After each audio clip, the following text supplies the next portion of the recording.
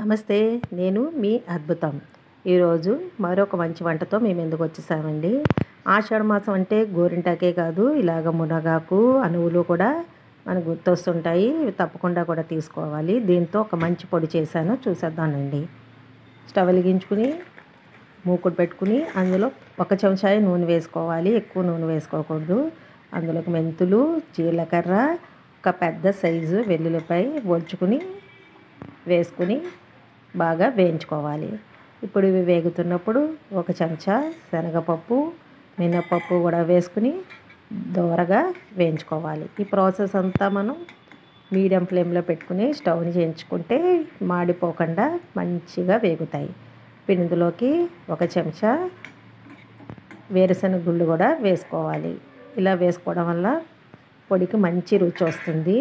ఇందులోనే ఒక అర చెంచా మిరియాలు కూడా వేసుకుని ఎండుమిరపకాయలకి ఈ రుచికి సరిపడా వేసుకోండి. ఇక్కడ 4 ఎండుమిరపకాయలు నేను వేశాను.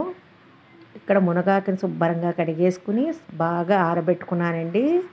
అందులోకి ఒక గుప్పుడు కరివేపాకు కూడా వేశాను, టేస్ట్ బాగుంటుందని. వేసి ఇవన్నీ బాగా వేయించుకోవాలి. మునగాకుని బాగా డ్రైగా ఆరబెట్టేసుకుంటే పొడి మనకి చక్కగా పొడి పొడిలాడుతూ వస్తుంది. ఇందులోకి ఒక పెద్ద చెంచా ధనియాలు కూడా వేసుకుని వేయించుకోవాలి. ఇప్పుడు ఒక మిక్సీ జార్ తీసుకుని అందులోకి మునగాకు, వేయించుకున్న మునగాకు, కరివేపాకు, తగినంత ఉప్పు, మనం ఇందాక వేయించి పెట్టుకున్న పోపు, ధనియాలు, ఎండుమిరపకాయలు వేసుకుని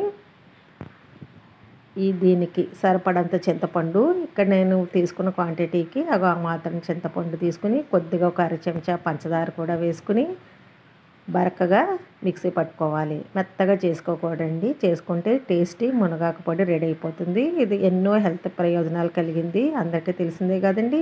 చక్కగా ఇలా ఆషాఢ మాసంలో తీసుకోవచ్చు. దీన్ని నేను ఇక్కడ ఊతప్పంతో సర్వ్ చేసుకుంటున్నాను. ఇది ఇడ్లీలోకి వేడి వేడి నెయ్యి వేసుకుని తింటే చాలా